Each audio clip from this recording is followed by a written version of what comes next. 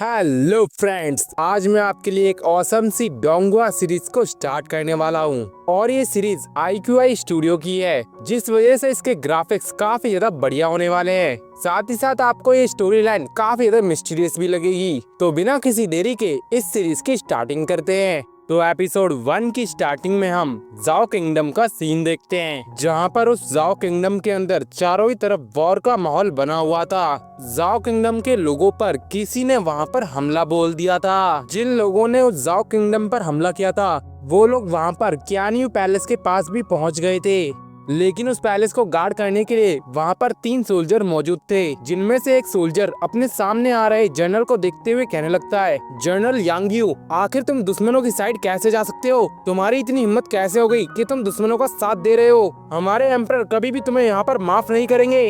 मगर दूसरी तरफ जनरल यांगयू को तो इस चीज से कोई भी फर्क नहीं पड़ता, लेकिन दूसरी तरफ वो सोल्जर सीधा ही जनरल पर अटैक करने के लिए आगे बढ़ जाता है, जो देखकर तो जनरल के पास खड़ा हुआ एक बंदा सीधे ही सोल्जर को वहां पर खत्म कर देता है।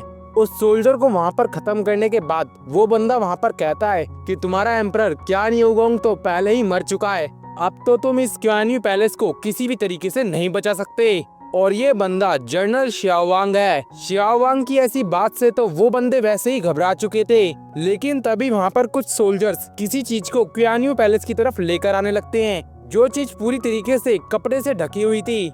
उन्हें वहाँ अपने सामने देखकर तो उन सोल्जर्स की हिम्मत बिल्कुल जवाब दे जाती है। वहाँ पर तो उन दोनों के ही हाथ कांपने लगे थे। तभी उन सोल्जर्स की नजर वहाँ पर एक बंदे पर जाती है, जिसे देखकर वो कहते हैं कि आखिर शीसोंग, तुमने भी यहाँ पर इनका साथ दिया। और जो ये बंदा शीसोंग है, ये यहाँ पर जाओ किंगडम का प्रिंस है। उन सोल्जर्स को इस तरीके से बोलता हुआ देखकर तो शीसोंग अपने ऊपर से वो कपड़ा भी हटा लेता है। इसके साथ ही वो उन लोगों से कहता है कि जाओ किंगडम के न्यू किंग को मेरी बहुत ज्यादा कदर है, लेकिन मेरे फादर को तो मेरी कोई भी कदर नहीं थी। इसके साथ ही हम वहाँ पर जाओ किंगडम के न्यू एम्परर को देखते हैं, और इस बंदे का नाम जाओ फू होता है, जो कि वहाँ पर उन लोगों से कहता है कि आखिर उस औरत के साथ मसला क्या है, जल्दी से उसको यहाँ पर खत्म करो, और इसके बाद जो भी इनाम होगा वो तुम सभी में बराबर बांट दिया जाएगा। तो वहीं दूसरी तरफ वो दोनों सोल्जर्स तो अपने सामने इतने सारे गद्दारों को देखकर बिल्कुल ही हताश हो जाते हैं, क्योंकि उनके ही लोगों ने उनके साथ गद्दारी करी थी। लेकिन तभी शीसोंग वहाँ पर किसी चीज से विच लॉर्ड को जगा देता है, जो कि वहाँ पर जागने के साथ अपने पास से एक स्क्रोल को बाहर निकालकर उसको एक्टिवेट कर देते हैं। इसकी वजह से वो कपड़ा अपने आप ही वहाँ से उड़कर हट जाता है। साथ ही साथ हम वहाँ पर एक डीमन को देखते हैं, जिसे कुछ चेनों में जकड़ा गया था, लेकिन उस कपड़े के हटने के साथ ही उस डीमन की पावर्स फिर से एक्टिवेट हो जाती है, जिसकी वजह से उसने आसपास के जितने भी वेपन्स थे उन सभी को अपने पास खींचना स्टार्ट कर दिया था। इसके साथ ही उसने वहाँ पर उन स्पिरिचुअल चेन्स को भी तोड़ दिया था। तो वहीं दूसरी तरफ क्यान्यू पैलेस के अंदर हम सन गॉड एम्प्रेस को देखते हैं, जो कि जाओ किंगडम के पहले वाले एम्परर की वाइफ है। वो वहाँ पर उस क्यान्यू पैलेस के ऊपर एक प्रोटेक्टिव बैरियर सेट कर देती है। तो वहीं दूसरी तरफ उस डीमन ने भी जितने भी वेपन इकट्ठा किए थे वो सारे के सारे उस बैरियर की तरफ थ्रो कर दिए थे, लेकिन उन नॉर्मल वेपन से उस बैरियर का कुछ भी नहीं बिगड़ रहा था, जिसकी वजह से वो अपने पास से अपने एक एक्स को बाहर निकालता है और उसका यूज करते हुए एक खतरनाक अटैक सीधा ही उस बैरियर पर चल दिया था। लेकिन वो बैरियर भी काफी ज्यादा स्ट्रॉन्ग था, जिस वजह से वो डीमन वहाँ पर अपनी और भी पावर्स का यूज करने लगता है, जिस वजह से कुछ ही पल के अंदर वो पूरा का पूरा बैरियर वहाँ पर कोलैप्स कर जाता है। और उस बैरियर के टूटने के साथ ही क्यान्यू पैलेस के ऊपर जो फिनिक्स बनी हुई थी उसका स्टैचू भी वहाँ से टूट जाता है। जिसके बाद वहाँ पर क्या होता है इस चीज को हमें साफ तरीके से नहीं दिखाया जाता, बस हम वहाँ पर पूरे क्यान्यू पैलेस के अंदर आग लगा हुआ देखते हैं। इसके बाद हमें एक छोटा सा डिस्क्लेमर दिया जाता है, जिसके अंदर हमें ये बताया जाता है कि जाओ फू को जाओ किंगडम के अंदर एक डीमन गर्ल को मारने का आदेश दिया गया था, लेकिन उसने इस ऑर्डर का मिसयूज करते हुए पूरे के पूरे जाओ किंगडम पर ही अटैक करवा दिया था, जिसके चलते उसने वहाँ पर जाओ किंगडम को तो अपने अंडर कंट्रोल कर लिया था, मगर सन गॉड एम्प्रेस वहाँ से लापता हो गई थी। इसके बारे में वहाँ पर किसी को भी कोई भी जानकारी नहीं थी। उसके बाद से एक श्राप के चलते 10 दिनों के अंदर जितने भी लोग उस पैलेस की गार्डिंग कर रहे थे वो सभी एक एक करके मरने लगे, और इसके साथ ही वहाँ पर काफी सारी इवल स्पिरिट्स का भी साया मंडराने लगा, जिस चीज को यहाँ पर दूर करने के लिए बाहर के किंगडम से काफी सारे जाने माने लोगों को यहाँ पर बुलाया गया, ताकि वो किसी तरीके से इन इवल स्पिरिट्स को इस जगह से भगा सके। इसके बाद हम वहाँ पर 20 दिन बाद का सीन देखते हैं, जहाँ उस पूरे जाओ किंगडम के अंदर एकदम खामोशी का माहौल बना हुआ था। इसके साथ ही हम वहाँ पर 3 लोगों को देखते हैं, जिसमें से हमारा यहाँ पर मेन हीरो भी हमें दिखाई दे जाता है। तभी वहाँ पर एक लड़की हमारे मेन हीरो से कहती है कि ब्रदर तुम जल्दी करो, तुम तो सच में काफी ज्यादा डरे हुए हो। और इस लड़की का पूरा नाम निंग जियाओलिंग है। तो वहीं दूसरी तरफ हमारे मेन कैरेक्टर का नाम निंग चेंगजियो है।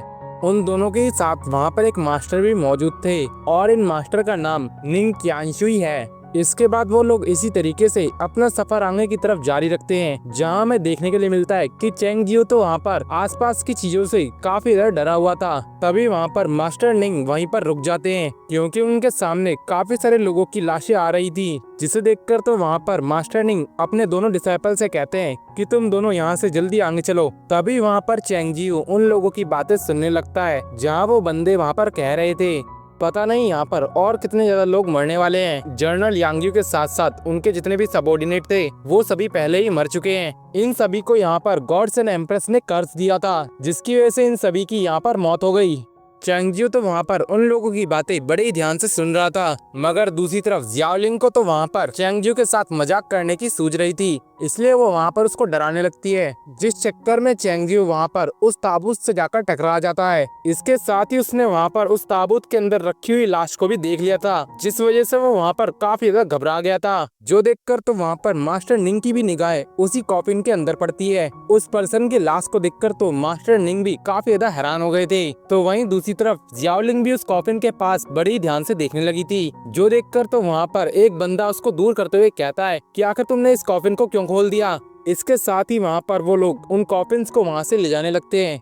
तो वहीं दूसरी तरफ इतनी सारी लाशों को देखकर तो वहाँ पर जियाओलिंग भी थोड़ा घबरा गई थी, इसलिए वो वहाँ पर एक प्लान को बनाते हुए चेंगजियो से कहती है कि ब्रदर आपने मुझसे पहले नहीं कहा था कि आपके पैरों में दर्द हो रहा है। उसकी इस बात पर तो चेंगजियो भी उससे कहता है मैंने ये पहले तो कहा था, लेकिन अब मुझे यहाँ पर कोई भी दर्द महसूस नहीं हो रहा। जो सुनकर तो जियाओलिंग को भी वहाँ पर एक बहुत बड़ा झटका लगता है, क्योंकि वो तो यहाँ से जाने का कोई ना कोई प्लान बना रही थी। लेकिन तभी उसके दिमाग में एक और आइडिया आता है और वो वहाँ पर नाटक करते हुए कहने लगती है कि ब्रदर मेरे अचानक से ही यहाँ पर दर्द होने लगा है, मुझे लगता है कि यहाँ पर हमें डॉक्टर के पास जाना चाहिए। मास्टर क्या आप मुझे यहाँ पर सबसे पहले डॉक्टर के पास ले जा सकते हैं। इसके साथ ही वो उन लोगों के सामने रोने का नाटक भी करने लगी थी। जो देखकर तो वहाँ पर चेंगजियो भी उसको संभालते हुए कहता है कि जूनियर सिस्टर तुम्हें इतना रोने की कोई जरूरत नहीं है। तो वहीं मास्टर निंग भी उससे कुछ कहने वाले थे, तब तक उनके पीछे कोई बंदा आ जाता है और इस बंदे का नाम शाओकिंग है। शाओकिंग तो वहाँ पर मास्टर निंग को देखकर कहता है कि मास्टर निंग आखिर आप यहाँ पर आ ही गए, आप लोगों का यहाँ पर स्वागत है। आप मेरे साथ एक बार जनरल यांग्यू के मेंशन के अंदर चलिए, वहाँ चलकर आप खुद ब खुद सारी चीज को समझ जाएंगे। जो सुनकर तो मास्टर निंग भी वहाँ जाने के लिए तैयार हो जाते हैं। अपने मास्टर को आगे जाते हुए देखकर तो जियाओलिंग भी उनके पीछे जाने लगती है।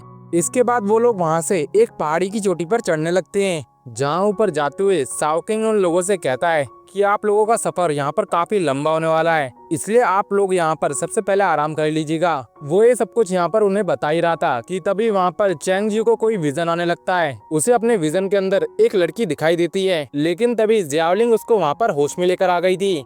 इसके बाद वो लोग फिर से अपना सफर कंटिन्यू करने लगते हैं और जिस जगह ये जा रहे हैं वो जगह जाओ किंगडम के इंपीरियल सिटी के अंदर आती है।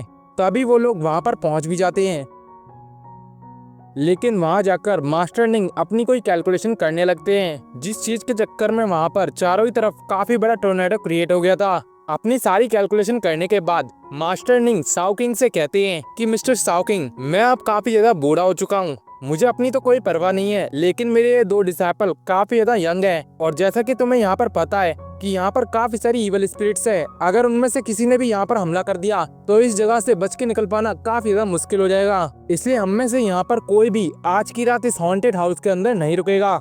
मास्टर निंग की ऐसी बात सुनकर तो शाओकिंग को कुछ भी समझ नहीं आता, इसलिए वो उनसे पूछता है कि मास्टर निंग आखिर आप कहना क्या चाहते हैं। उसके इस सवाल पर तो मास्टर निंग ने अपने पास से कॉपर कॉइन को बाहर निकाल लिया था और उसकी हेल्प से वहाँ पर सभी को वो चीजें दिखाने लगते हैं, जो चीजें वो यहाँ पर अपनी आंखों से नहीं देख पा रहे थे।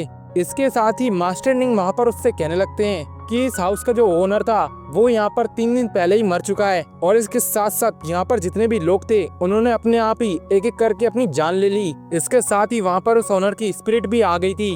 जिसे देखकर तो वहाँ पर सभी लोग काफी ज्यादा डर जाते हैं। जो देखकर तो मास्टर निंग ने भी अपना कॉपर कॉइन अपने पास रख लिया था। इसके बाद वो वहाँ पर शाओ किंग से कहते हैं, क्या तुम्हें अभी भी कुछ यहाँ पर मुझसे पूछना है? मास्टर निंग को इस तरीके से बात करते हुए देखकर तो शाओ किंग भी काफी डर चुका था और वो वहाँ पर कहता है कि मास्टर निंग, आप सच में काफी ज्यादा टैलेंटेड है। मैंने आप जैसा पर्सन कभी भी नहीं देखा जिसने यहाँ पर आकर केवल कुछ ही पल के अंदर सारी की सारी चीजों के बारे में पता लगा लिया। आप जैसा चाहेंगे मैं आपके लिए वैसा ही करूँगा। मैं आप तीनों के लिए किसी और कोर्टयार्ड के अंदर कोई अच्छी सी जगह आपके लिए अरेंज करवा देता हूँ। जो सुनकर तो वहाँ पर सभी के सभी लोग वहाँ से जाने लगते हैं। इसके बाद ये सीन शिफ्ट होकर हम जियाओलिंग को देखते हैं, जो कि अपने मास्टर को एक साफ कपड़ा पकड़ाते हुए कहती है कि मास्टर, अब आप इससे अपनी चीजें साफ कर सकते हैं। इसके बाद वहाँ पर मास्टर निंग उन दोनों से कहते हैं कि कल जब यहाँ पर मैं उस रिचुअल को स्टार्ट कर दूंगा तो इस चीज का तुम्हें यहाँ पर खास तौर पे ध्यान रखना होगा कि तुम्हारा माइंड पूरी तरीके से प्योर रहे। कोई भी इवल थॉट तुम्हारे अंदर एंटर न कर पाए, चाहे वो डर का ही क्यों ना हो। अगर तुम ऐसा नहीं करते हो तो हो सकता है कि इवल स्पिरिट्स तुमको यहाँ पर कैप्चर कर ले, और एक बार उन्होंने यहाँ पर तुम्हें कैप्चर कर लिया तो तुम्हारा ये मास्टर चाहकर भी तुम्हें यहाँ पर नहीं बचा पाएगा। तो फिर चैंगजियो और जियाओलिंग, तुम दोनों मेरी बात अच्छी तरीके से समझ गए हो ना? जो सुनकर तो वो दोनों ही कहते हैं कि जी मास्टर, हम आपकी बात को ध्यान रखेंगे। फिर इसके बाद मास्टर निंग उन दोनों से कहते हैं कि कल का दिन तुम्हारे लिए काफी ज्यादा खास है, इसलिए अभी के लिए तुम यहाँ पर कल के लिए तैयारी कर लो। जिसके बाद वो सीधा ही उस कोर्टयार्ड से बाहर चले जाते हैं। लेकिन बाहर आते ही उन्हें वहाँ पर कोई चीज महसूस होती है, लेकिन अभी के लिए वो यहाँ पर इस चीज पर ज्यादा ध्यान नहीं देते। तो वहीं उनके जाने के बाद चैंगजियो तुरंत ही अपनी प्रैक्टिस में लग जाता है, लेकिन जियाओलिंग वहाँ पर उसको प्रैक्टिस करते हुआ देखकर सीधे ही उसका वहाँ पर मुंह बंद कर देती है और फिर उससे कहती है कि ब्रदर, क्या तुम्हें ये नहीं लगता कि हमारे मास्टर हमारी तरफ कुछ अलग ही निगाहों से देख रहे थे? मगर दूसरी तरफ चैंगजियो का तो वहाँ पर दम घुट रहा था, क्योंकि जियाओलिंग ने वहाँ पर उसकी नाक भी बंद कर रखी थी, जिस वजह से वो वहाँ पर जियाओलिंग को इशारा करने लगता है, जो देखकर जियाओलिंग तुरंत ही उसको वहाँ पर छोड़ देती है। जिसके बाद चैंगजियो वहाँ पर जियाओलिंग से पूछता है कि जियाओलिंग, आखिर तुम ऐसा क्यों सोच रही हो? जिस पर तो जियाओलिंग उसे बताती है कि तुम्हें तो पता ही है कि हमारा सारा पैसा मास्टर के पास है, और जहाँ तक मुझे याद है उन्होंने यहाँ पर एक भी पैसा अभी तक खर्च नहीं किया है। कहीं ऐसा तो नहीं कि वो यहाँ पर हमें फंसाकर खुद उन पैसों को लेकर यहाँ से निकल जाएं। उसकी इस बात पर तो चैंगजी उससे कहता है कि जियाओलिंग, आखिर तुम ऐसा कैसे कह सकती हो? वो हमारे मास्टर हैं, उन्होंने आज तक हमारे साथ कुछ भी गलत नहीं किया। चैंगजियो की ऐसी बात सुनकर तो जियाओलिंग उससे कहती है कि चैंगजियो, आखिर तुम चाहते क्या हो? जब वो हमारे साथ यहाँ पर कांड कर जाएगा तब तुम्हें ये चीजें याद आएंगी। तुमने यहाँ पर एकदम बेवकूफी वाली बात करी है, तुम्हें पहले से ही यहाँ पर सतर्क रहना चाहिए। लेकिन चैंगजियो तो वहाँ पर उसकी ज्यादा बात पे ध्यान नहीं देता और वो सीधे ही अपनी प्रैक्टिस करने में लग जाता है। लेकिन तभी अचानक से ही उसको फिर से वही विजन दिखाई देता है, और इस बार उसको यहाँ पर दर्द भी महसूस हुआ था, जिस चीज को वो यहाँ पर जियाओलिंग को बताता है कि मैंने अभी यहाँ पर एक अजीब सी चीज देखी। जैसे जैसे मैं इस पैलेस के यहाँ पर नजदीक आया वैसे वैसे मुझे यहाँ पर एक अजीब सा विजन आने लगा, और ये विजन लगातार ही स्ट्रॉन्ग होता जा रहा है। पता नहीं उस विजन के अंदर क्या था। तो वहीं उसकी ऐसी बात सुनकर तो जियाओलिंग को थोड़ा मजा आने लगता है, और वो उससे कहती है कि कहीं ऐसा तो नहीं कि तुम्हें यहाँ पर किसी ट्रेजर का विजन आ रहा हो? तब तो तुम्हारा यहाँ पर आना हमारे लिए काफी ज्यादा फायदेमंद साबित हो जाएगा। सीनियर ब्रदर, तुम यहाँ पर बेवकूफ तो हो ही, लेकिन इसके साथ साथ तुम यहाँ पर लक्की भी हो। जियाओलिंग तो वहाँ पर इतनी ज्यादा खुश हो चुकी थी कि वो वहाँ पर चारों तरफ झूमने लगती है, लेकिन चैंगजियो तो वहाँ पर थोड़ा परेशान दिखाई दे रहा था। वो वहाँ पर जियाओलिंग से कहता है कि तुम्हें इतना खुश होने की कोई जरूरत नहीं है, कहीं ऐसा तो नहीं कि वो विजन किसी इवल स्पिरिट से जुड़ा हो। मगर उसकी ऐसी बात पर तो जियाओलिंग उससे कहती है कि ब्रदर, तुम हमेशा ही कुछ ज्यादा ही सोचते रहते हो। तुम्हें पता है कि मैं यहाँ पर जब पैदा हुई थी तो मेरे अंदर एक खास तरीके का टैलेंट था, और शायद ये टैलेंट आज यहाँ पर हमारे काम आने वाला है। और उसके इतना कहते ही ये एपिसोड यहीं पर खत्म हो जाता है। अगर आपको मेरी एक्सप्लेनेशन पसंद आई हो तो वीडियो को लाइक करके चैनल को सब्सक्राइब करना मत भूलेगा। मिलते हैं इसकी नेक्स्ट वीडियो में। और गाइस, वीडियो थोड़ा डिले हो रही थी तो उसके लिए मैं माफी चाहता हूँ, क्योंकि यार मेरे यहाँ पे काफी ज्यादा नॉइज आ रही थी, साथ साथ मैं कुछ और भी काम कर रहा था, तो इसके लिए मैं आपसे दिल से माफी चाहता हूँ।